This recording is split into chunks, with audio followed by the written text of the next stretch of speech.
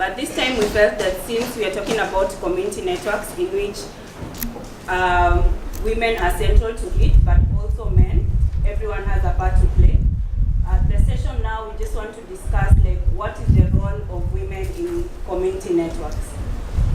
Most of the time in the ICT space, if women are not doing, it's not a technical role, then it's a role that it's very easy to be ignored. Our panelists today are experts in gender, so I'll let them introduce themselves from different organizations across Africa, and I look forward to engage. Thank you. Hello everybody, my name is Sol Ilana, and I'm from the Zenzeleni non-profit company. Good afternoon. My name is Kobuzo Magoro. I'm from ISOC Campaign Chapter. Good afternoon. I'm Lilian Nachom from Uganda. I'm the Secretariat Volunteer Staff of APTIC. Good afternoon. I'm Ritu and I'm working with Digital Empowerment Foundation, India. And we are managing the wireless communities network. Thank you. I am Tony, the only gentleman among the ladies. Thank you. Welcome, Tony, and the other panelists. I'll start off this session with a question. It's to the audience, and because I was afraid that no one would want to speak about it, I'll choose randomly. But if you want to contribute, I'll take two. So the first question is there a space for women in community networks? And what role do you see women playing in community networks? So close your eyes, think of a nurse, because we process things through images. So when you think of a nurse, when you think of someone coming to install a Wi-Fi access point, who do you see? I see what I shouldn't see. I think naturally the picture in my mind is a man. That shouldn't be the case. And in Cameroon today, where there are women who are bricklayers, so I don't see any reason why women should be involved in every aspect of community networks.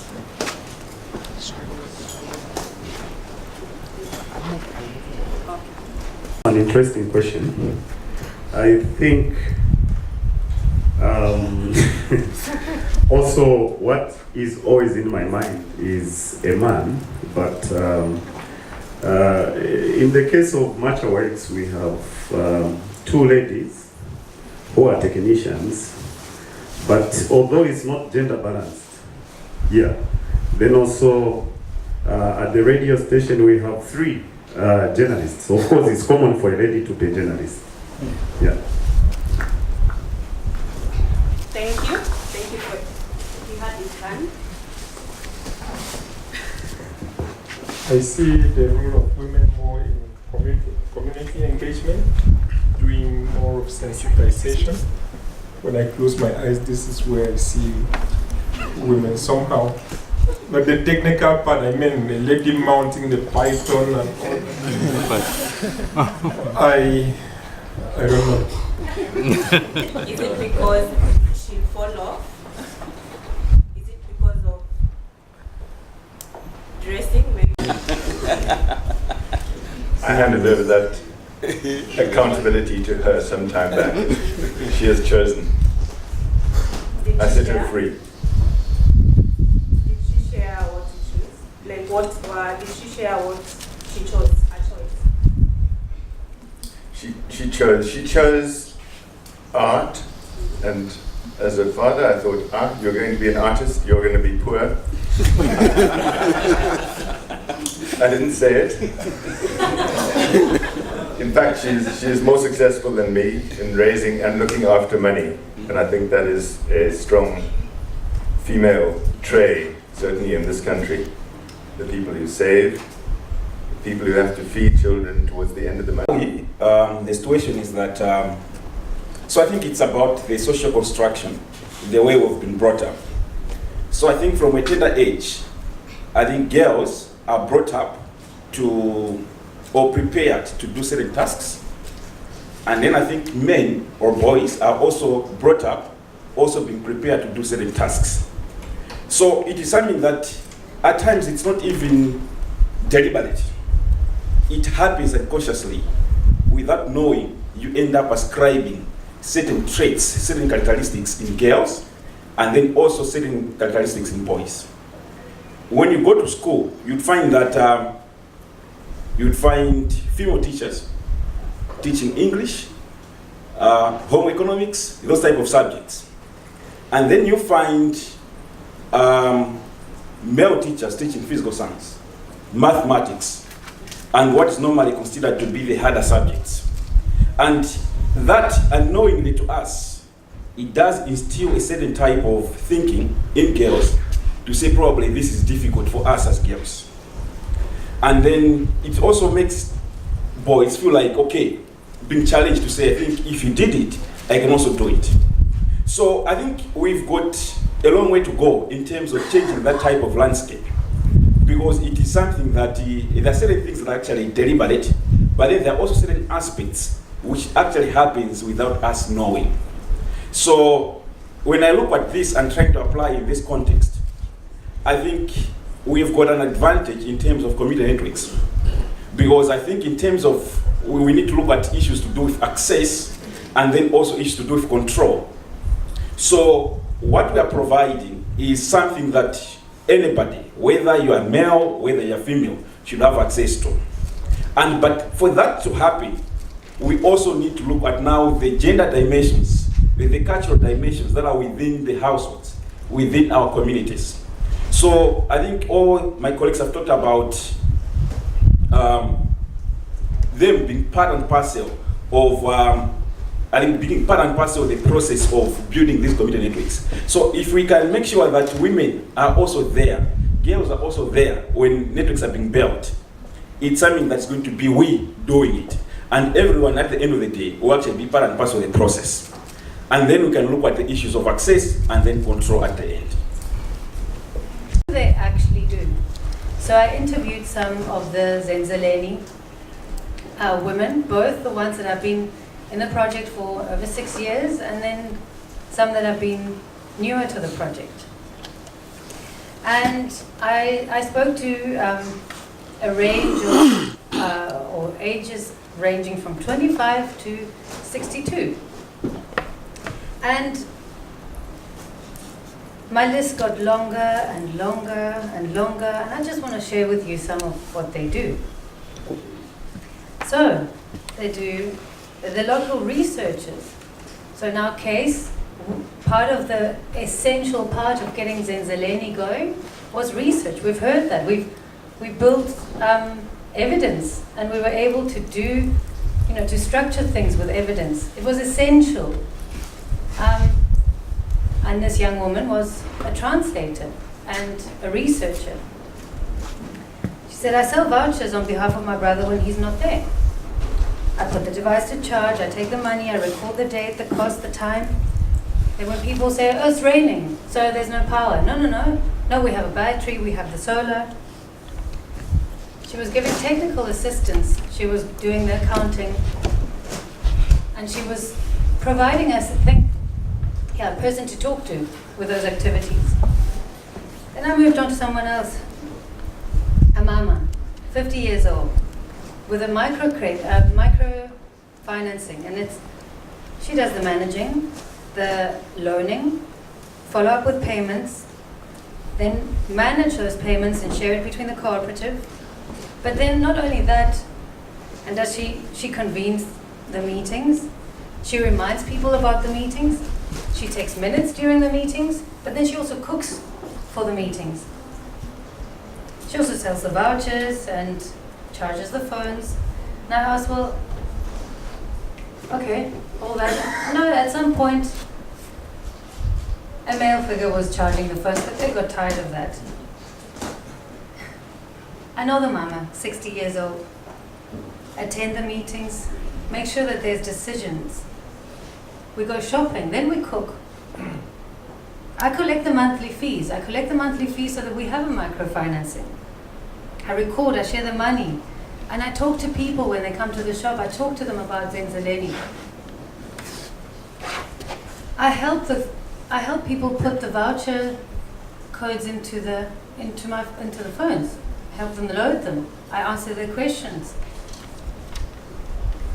And then she said further, no, in my house the battery was stolen once, so I keep it safe. And I was, oh yeah, how do you keep it safe? Says I sleep next to it. And when there's lots of phones, we wake up in the morning and in the night and switch the phones around so that they keep charging.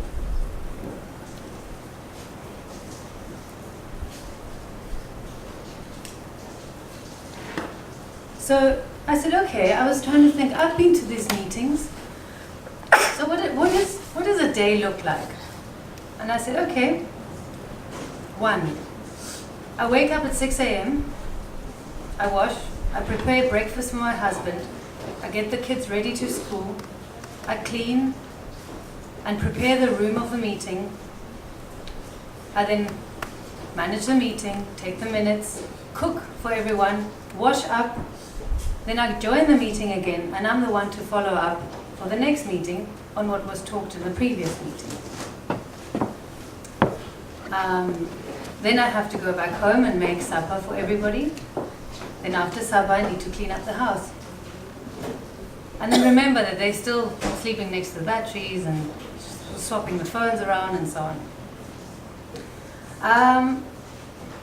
So another mama who lives further away, she says, I wake up at 4 a.m. and I prepare the kids and I wash and I clean the house.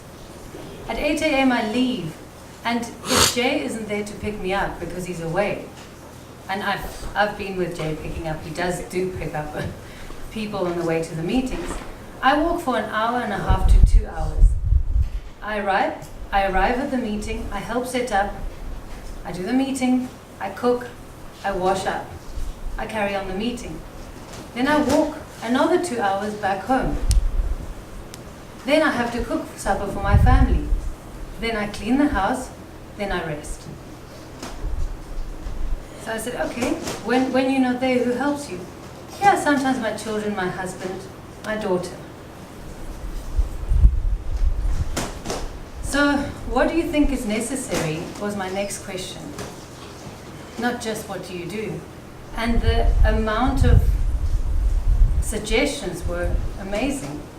We need transport, we need a telecenter, we need a university bursary, we need voice services. In fact, they must be called ZMT. We need cheaper airtime, we need somebody at the telecenter teaching people, and a computer because they don't have computers. And they had it all planned out. Somebody new to the network, 42 years old. I want to encourage youth to use the network. Those youth that don't go to school, I want to show them how to get education material and how to get jobs. Another woman, 42. I want to expand Zenzeleni. I want it to be a benefit to the community. I want to join these mamas that don't do it for themselves. They do it for others.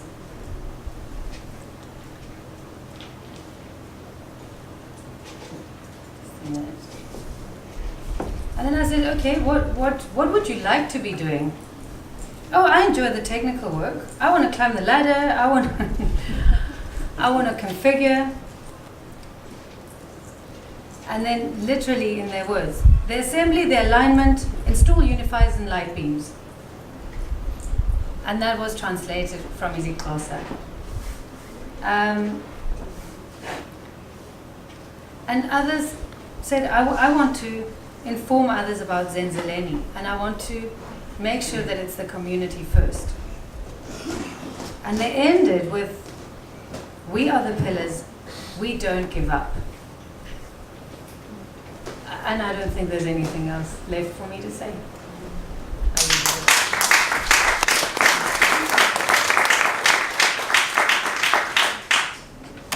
Thank you so much to the Zenzeleni women for what you have shared. My first question, as Sol was sharing, was like, why would I wake up at 2 a.m. or at 4 a.m. First 2 a.m. to change someone else's phone, and then 4 a.m. to prepare everyone and walk 2 hours to a network, to the meetings, and then 2 hours back. But then Sol said that they do not do it for themselves. Nowhere in the conversation very little was about their gain, but more was towards what the community was going to benefit from it. So we move next to AFCHICS.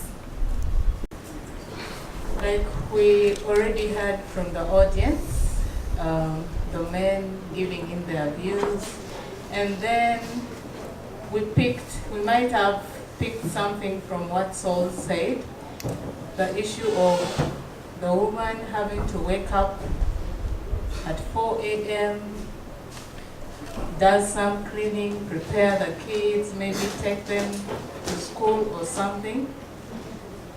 Some of the barriers are those undocumented situations that lead to them, avoid them from participating in this kind of things. While those that have been talked about, they actually go ahead to still walk all those distances after doing all the house chores. They walk all those distances to go and do their work at the community level, at the community network centers. There are those who will say, okay, it's overwhelming, for me, I cannot do all that. So those are some of the little things that actually act as a barrier from them participating in this kind of community networks. Then the other things, of course, other than the cultural that we've already explored, bit of it, yes. I happened to visit, to make a learning visit at Bosco, Uganda, and I went to the field at some point, one of the community network centers, and I realized that, okay, it was amazing the fact that, deep in some village where they're really beautiful, there are no trees as such, but in that bush, I could sit and surf. I was really amazed, without power, without nothing, but I could access the internet. But then all the people who were using the platform, the resources were actually boys and men. And when I asked the question that how come there are no ladies here? And they're like, the men, the fathers of the daughters, and then the husbands to the women are afraid to allow their daughters and women, wives, to go to such a center, simply because they feel that kind of center, it's a meeting place, and there are other wrong people who might probably take away their wives or something like that. So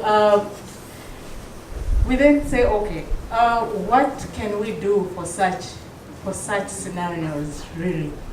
From AFCHIC's experience, we realized that one of the ways is to expose students, young girls and boys, and I mean and boys at the same time.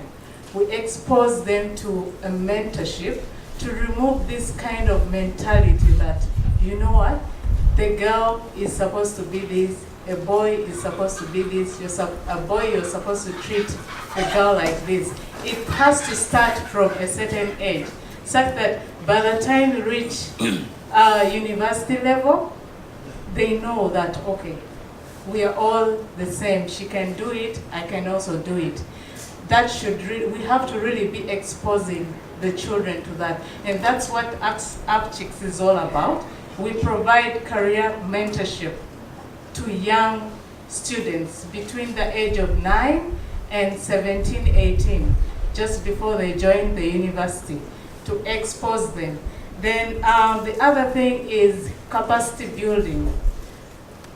Now, in terms of community networks, we think we have to provide capacity building, not just gathering the women in one group and then talking about all the advantages and disadvantages and challenges that may come with the community networks, but rather we gather like this, the men and the women.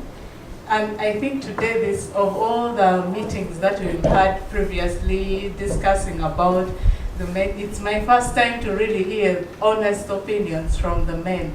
And I think it's really, really great to hear the opinions from the men and what you think. You can imagine if we had this kind of discussion right from the start and from an early age, then the boys, the girls grow up, you know, with a different kind of mentality about it all. So for community networks as well, we need this kind of gathering, bring together the men and women of a certain community, talk about, you know, the advantages and maybe the challenges, and so that they all solve it together. That way, the husbands will then realize that, okay, there is really nothing really for me to be afraid of when my wife goes to access information at a center. Maybe the information is about health. Maybe they are able to get content about maybe about a product being sold somewhere, or to just upload their information and someone else then to buy it. So those are some of them, some of the ways that we could do that. So still as us as UpChicks, we hope to implement that.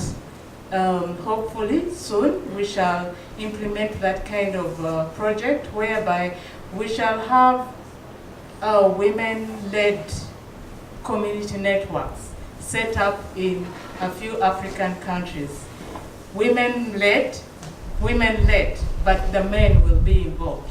So that, yes, this time the men will lead, the women will lead, and the men will be behind them watching. And then, yes, we shall also document that the attitudes, we want to see the attitudes of the men, the responses, and then the women will still have to manage these community networks that we intend to set up and maintain and use, because mainly the centers are used by men. So we want the women to be the majority.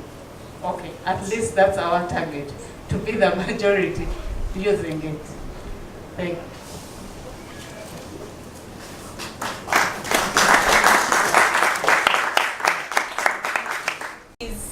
And barriers and opportunities. Lillian has spoken from an African perspective. Can you now give the local perspective?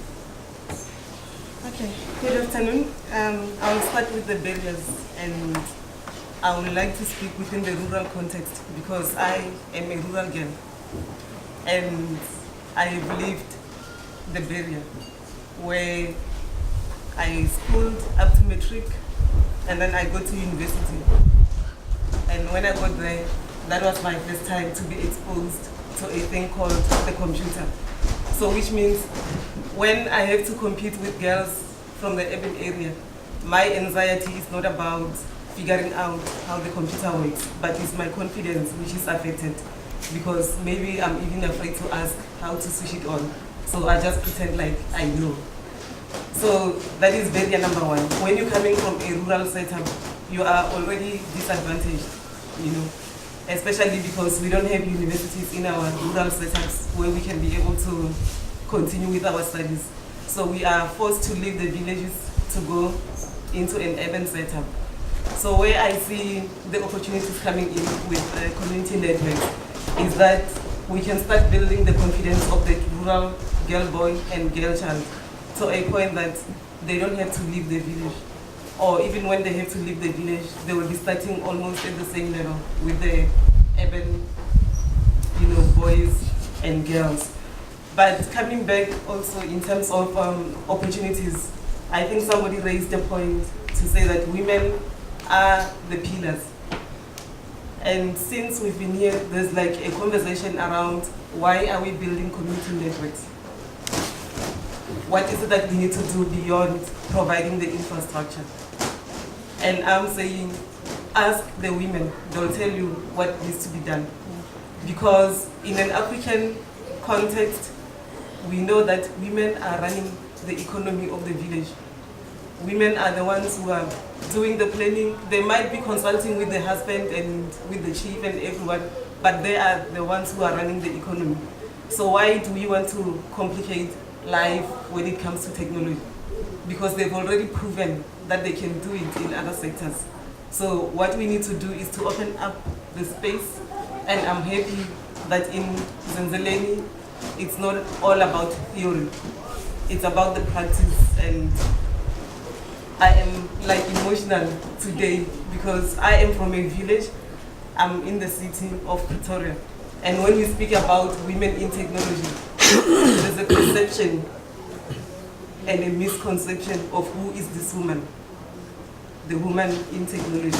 Normally, it's a power woman who's wearing a suit, carrying their laptop, fighting in the boardroom.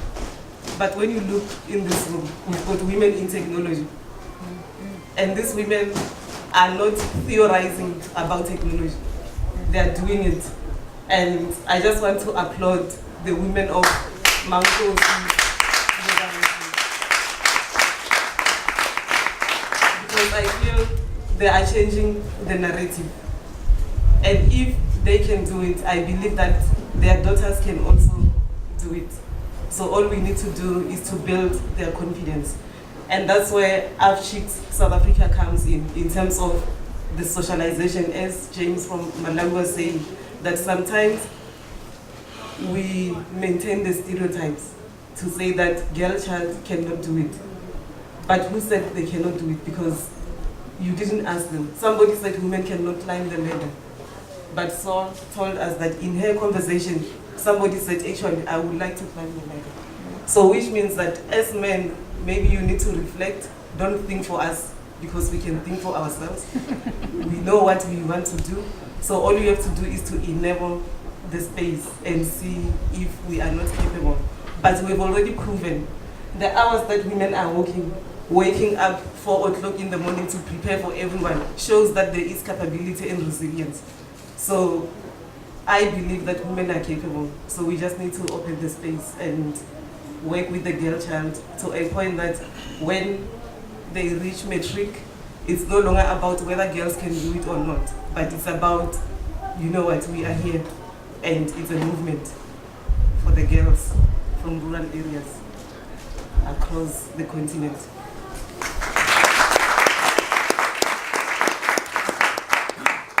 Thank you for Potso. Next, we are going to Ritu. We've heard some of the things that the women from Zenzeleni want. They want a telecenter. They want to be trained in terms of in skills so that they are able to participate more in community networks. For you, my question is, what have you done for wireless for communities in India in ensuring that women are participating in community networks? So what programs have you been able to provide? What success have you been able to see, and what are you planning next? Thank you so much. You have asked so many questions actually at the one question itself. And most of the questions have been answered by the people, those who are sitting here. I think I should go back and sit there and listen to them because in the most of a gender, when we talk about gender, women are sitting in the panel and they are talking about the women. It's It should be the other way around. It should be the men who should talk and we should listen. In the previous panel, same applies. When we were talking about the technology, women were sitting that side and men were sitting this side. So it should be the other way around.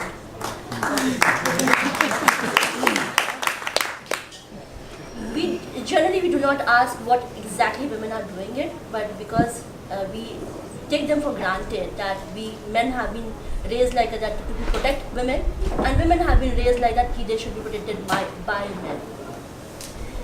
That's the one thing which we wanted to build up the scratch from when we started our community wireless program in Digital Empowerment Foundation. Because when we established our first center, it's not the kids were the first one who came, but not the male kids. Young women kids were coming actually. They were crossing the wall and they were coming to the center because they were not allowed to go for the education. They were not allowed to touch the computer. The computer which they were not allowed, that the fear was that it might damage. It's that the fear which has to go. Nothing else has to be done actually. Once the fear is gone, then the computer is also for them as it's for the male, and because technology is a neutral thing. It's not the male or female or something like that. It's completely neutral. So when we started building our Wireless for Communities program, the first thing which we said, the center is open for everyone. It is not for a time or barrier. It is 24/7 accessible. It is because most of the women come in the night. Once they are done with their household chores, then they come and then they visit actually. Then they sit and then they gossip around it. Then they do talking about what is happening in the thing. And frankly speaking, why do we say that women do not know the mathematics? They manage their household management such a beautiful way that none of the finance minister can manage it. And none of the people can manage it much better way. They know what time they have to get up and what time they have to sleep as well. So the time management, financial management is being done by the household women actually. So why not any kind of a simple maths can be done by them as well. So that was the space when they were occupying in terms of why this center should be there.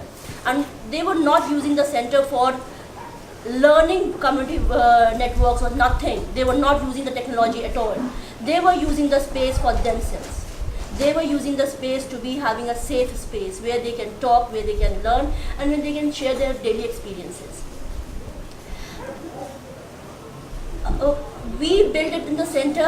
When we established our first center, the center was like the space for women, and then it acquired for women by learning few tips or something like that. The girls were coming just to browse some YouTube videos, how to make a dishes, how to make do a beautician tips actually. And actually that's a learning for them as well.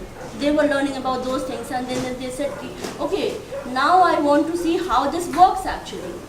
And some of we have about 10 women wireless engineers, and all of them are climbing the ladder as well, and all of them are climbing the tower as well at the same time, because we do try to protect them, but it's let them protect themselves instead of we protect them. They know how to come out of their fear actually. So they do climb the tower.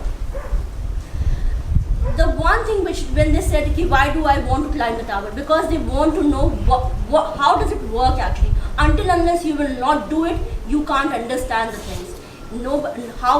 No matter how much I try to tell you, until unless I'm not doing the theory, I have only told you the theory, I have not told you the practical sense. When you learn the practical, you learn the nuances of the everything actually. And that's why they went to climb the tower. They sat for 2 hours in the towers and they aligned the antenna and other stuff actually. But they did it on themselves. And the girl is about only the 23 years old girl or 25 years old girl. She climbed the tower, she did everything, and then she came back happily, and she had a tea as well sitting at the tower as well. So we were thinking that when we established these kind of programs, we knew that the women are one of the most influenced, and they will come first, then the men will come. They have a more interest in doing certain things than male. And why were they turning up? Because all of the men had an opportunity to go to the outside the villages, outside to watch movies and other stuff. But women didn't have such kind of opportunities. They were turning up for our center to having a safe space and talking day-to-day jobs actually. Then they gradually started learning it up. What we did as well, we gave them an opportunity to access anything at any point of a time, nothing else. We did not give them specific trainings actually. We gave them an opportunity, whether you damage the computer, it's your computer, you damage it.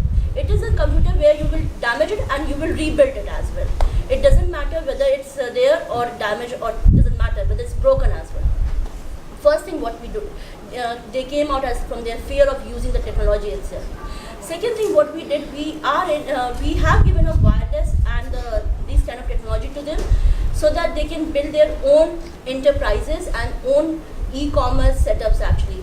So I'll tell you the story of a 19-year-old girl who is a master trainer in weaving, and she designs the cloth and archives those cloths. Design the handlooms, and she puts it on the computer. And this is the first time she has worked in the Lakme Fashion Week, which is a national fashion week in India. And then she said she is taking the apparels from the handloom designers who has been built. She is managing the entire portfolio of designers and weavers. Same time she is also managing the portfolio of the in that center, the wireless as well. She is giving them a training and everything is she doing this. Her name is Vidyavati. She was recognized by ISOC as a Women Under 25 Leaders Program as well. Though she could not able to travel to US, but she could able to travel to many other things. She could able to do it.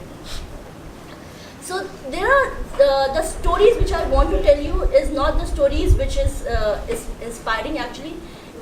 We are already inspired by them because they give us a portfolio. Okay, you do not need to, as an organization, you do not need to do anything. We are capable enough of doing everything.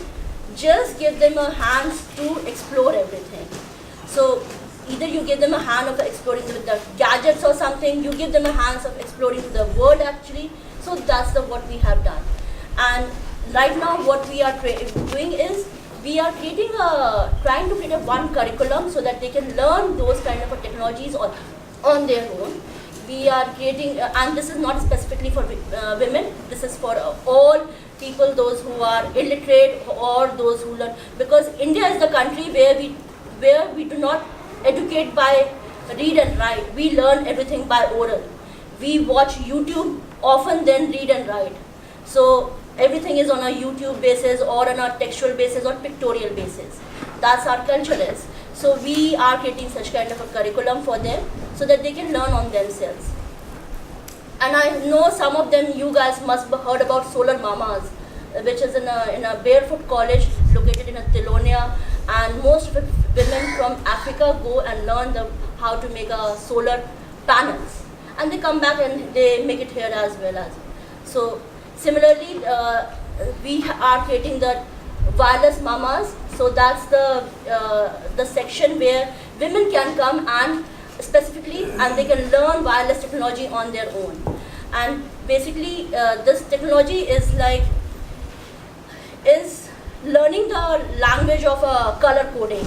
You learn what is the color of the red wire and what is the color of a yellow wire and the white wire, how does it work, that's all. Nothing else you need to know. You just know the functionality of the wires. You do not need to know the background or the physics or the chemistry of what it is going to do it. So the theory is not important, the practical sense is important. That's what we did.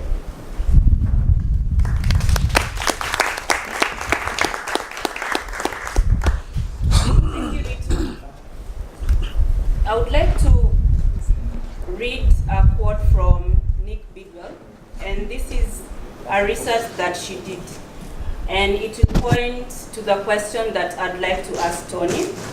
She said, during her research, I did not meet a single champion or manager who was enthusiastic about involving women. The research that she was doing was with community networks. Yet time and again, I encountered difficulties in ensuring the data represented women's perspectives. So to Tony, I'd like to ask you,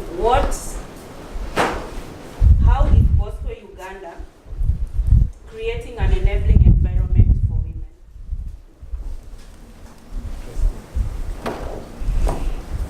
Yeah, thank you. It's a nice question, though challenging. Bosco Uganda itself is one of the organizations that, in its own perspective, would have loved to have quite a number of women. But when you looked at the percentage of women that are employed by Bosco, initially Bosco had a greater percentage of women at the start in different positions, from finance, from other aspects of administration. But the technical aspect was only having one technician, though the number also started small as the organization started. But as the organization grew, the number of females remained stagnant until 6-7 years down the road that Bosco started looking at how best can we have women supported to be part of this struggle. That has not been so much easy because of many things. One, we came from the background of many of our community were really isolated during the war, and not so many of the women were actually taken to school or had any learning platform that can enable them be able to have access to this kind of whether theory or practical. And also the technology that started coming up came up at a point where very few of our young ladies and women could even get interested in a learning platform to take up ICT and other responsibility. But as an organization, we have been trying, as part of one of our projects was looking at how best can we have ICT-led technicians. We had only one lady who was spearheading our customer care and relations, and also she was the technician at the same time. She could actually do all that it takes to demonstrate to all the other ladies that comes around, because we had an internship program where students from universities come to learn the practical session. That is the only bit that we have tried, and we have pulled so many young graduates to come and do their internship for 3 months and goes back. But in real sense, to employ women, we have tried our best, but so far we have only 4 ladies who are currently working with Bosco.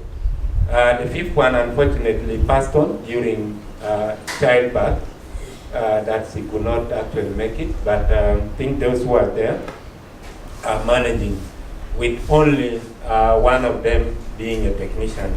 So we are looking forward to make sure that any aspect of recruitment that we have should actually be a lady, especially in the technical section where we will see a lady climbing the tower on their own. Personally, though the question was directed towards that, but I actually wanted to talk about some few areas of on women perspective, because I was looking at women at home. Women at home, I looked at them in 2 different ways. We are actually made. I don't think if any of us would deny that he or she had not talked to a woman or does not have a woman near you or your relatives or any of that kind. So we all have women. When you look at women at home, what do they do? That is a question. When we looked at women at home, we have so many attachments that we always attribute to women. One of them is we normally looked at women as the housekeepers, as somebody said. There is a stereotypes on women, and also there is a low self-esteem that we have created on women, that they should not do things that men does. And that has remained right from whatever years, I don't know. We also came on earth and found that women in some cultures are not allowed to do certain things. And these are things that are still continuing. So personally, I also blame our background, where we came from, because these are things that we are continuing to practice. But how best can we come in now to break this barrier? This is the right platform for us to break the barrier. Do we still want to keep on continuing with the stereotypes that is attached to women, that they are not supposed to climb towers, women are not supposed to talk in public, women are not supposed to take ICT or any other engineering courses because it will expose them? In some culture, they talked about breaking virginities of women. Do we still want to continue with those kind of stereotypes that make women have low self-esteem? Because right now, when you look in this room, I think the percentage of women is almost equivalent to men. So this is a great, great improvement that we need to keep it up. I think the switch it on is supposed to be also on the women. How are we going to shape tomorrow? Let's try to change the stereotype. When you looked at the households, we had already talked about planners. For me, I looked at a woman and women as the best planners. But for us as men, with our ego, we looked at us as the best leaders of the households. But we don't have the planning brain. It's actually a woman. Me, I give this out of example, out of experience, because we always tend to be leaders of the household, and some of the men want to even take a woman's responsibility of a woman should declare his resources, her resources to him. And yet when you give a woman the resources to plan on, she will does it better than us the men. And this is true. We should not deny this. How many men accept that women are good planners in the house here?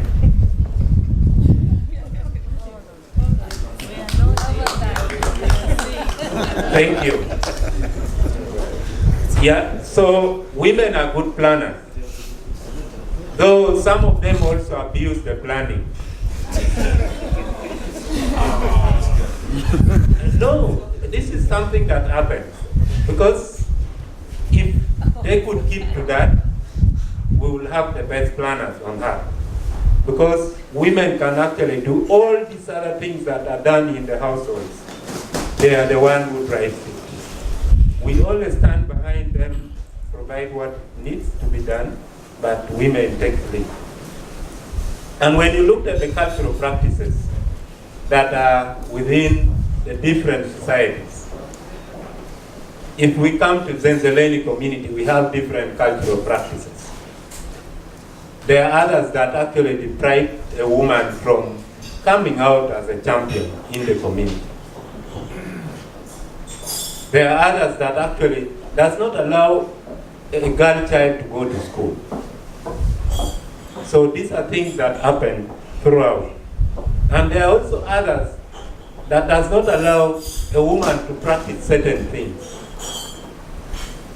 For example, when you come to vocational learning, there are very few women who take up, as I mentioned, being a plumber. Very few women actually take up those roles. So, and also I want to go back to somebody who came with from the engineering perspective that a woman cannot go under tunnel. I think that's not right. A woman can go under tunnel. It's only the dressing code that we need to design that makes a woman do everything if it comes to engineering.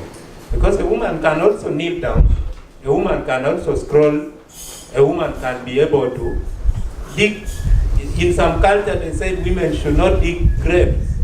And yet this is not something that God even said that a woman should not dig a grave. But a woman can do it, but we have actually attached our cultural practices to those kind of things. You see? So we need to see how best we can help our women do all that we do. It's only the difference in the God's creation that made us not to actually do everything at a go. And also, the way we are brought up, it's actually, some cultures say women should not ride a bike. In my country, there are so many women who are border riders. So why can't we encourage women to also participate in this? And this helps change a community. And this helps build a community and create an income for them because they can do anything. Thank you.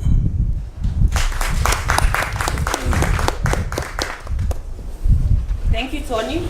I'm taking Ritu's advice, and today, instead of you asking the panel questions, the panel will get to ask the audience questions. I'll start with Saul.